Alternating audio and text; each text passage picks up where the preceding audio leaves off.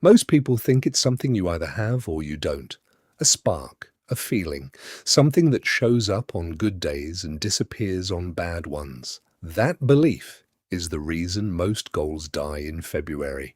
Here's what almost nobody tells you. Motivation was never designed to last. It's not a character trait. It's a chemical spike, dopamine, released in anticipation of something new. And anticipation, by definition, fades the moment something stops being new. This isn't opinion, it's basic neuroscience. Your brain releases dopamine when you imagine a reward, not when you're doing the boring, repetitive work required to get it. That's why starting a goal feels euphoric and maintaining one feels like dragging a weight through sand. So if you've ever felt weak for losing steam after week 2, you weren't weak. You were relying on a chemical that was never built to carry you the whole distance. And guess what?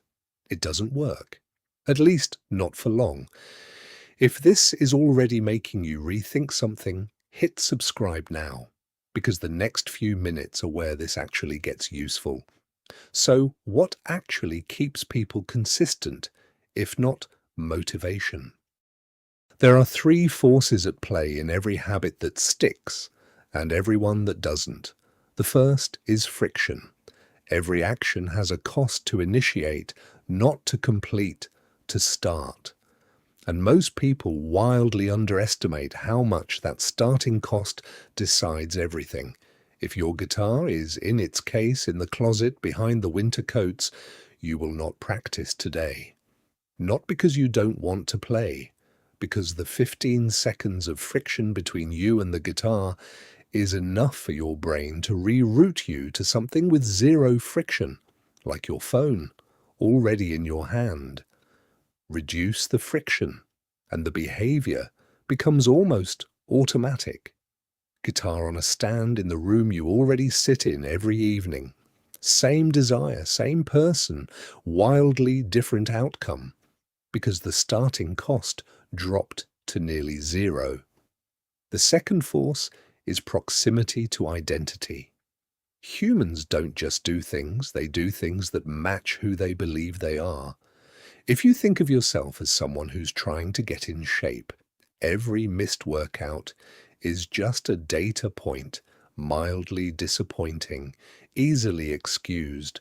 But if you think of yourself as someone who trains, a missed workout doesn't just cost you a session, it contradicts who you believe you are. That contradiction is uncomfortable in a way that missing a vague goal never is. This is why people who've been consistent for years don't look particularly motivated on any given day. They're not fighting a daily battle of willpower. They're just refusing to act like someone they've stopped being. The third force, the one almost nobody talks about, is recovery speed. Not whether you're consistent. Nobody is consistent, not really. What separates people who build things from people who don't is how fast they return after breaking the pattern. Miss one day, and it's nothing. Miss 2, and something starts to loosen. The people who actually finish things aren't the ones who never miss. They're the ones who treat a miss as a single data point instead of proof of who they are. So here's what this actually looks like in practice. Say you want to write consistently, and you've failed at this before, more than once. The motivation-based approach says, find your passion, wait for inspiration, write when you feel it. That approach has already failed you. That's why you're watching this. The friction and identity approach looks completely different. The laptop stays open on the same page, on the same desk, so opening it costs nothing. The target isn't write well, it's open the document and write one sentence, a bar so low that skipping it feels stranger than doing it. And when a day gets missed, and it will, there's no story built around it. No, I've fallen off again. Just tomorrow, same desk. Same low bar. No negotiation.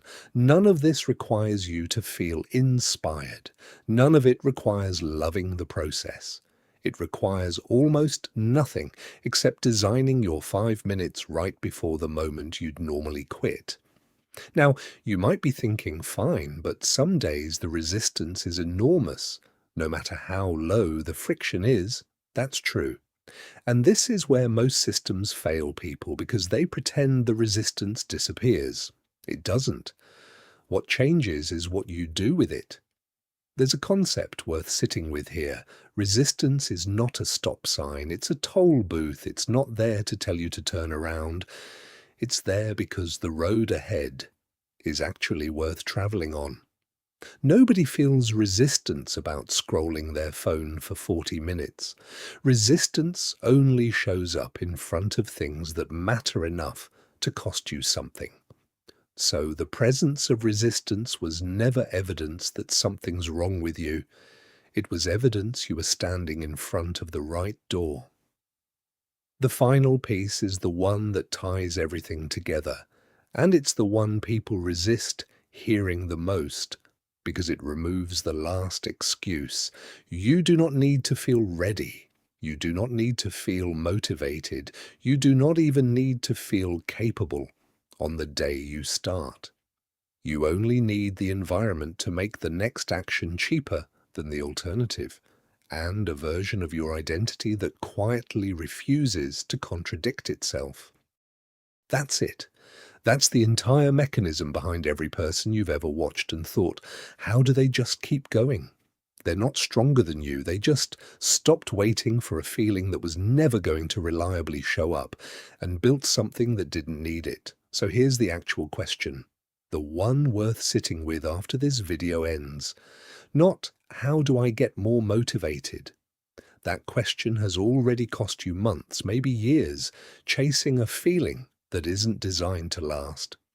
The real question is, what's one piece of friction sitting between you and the thing you keep meaning to do that you could remove in the next 10 minutes? Not the whole plan, not the perfect system. One piece of friction gone today. Comment the one thing you're moving closer to, starting now. And if this changed how you see discipline, subscribe, because we go deeper than surface level advice here.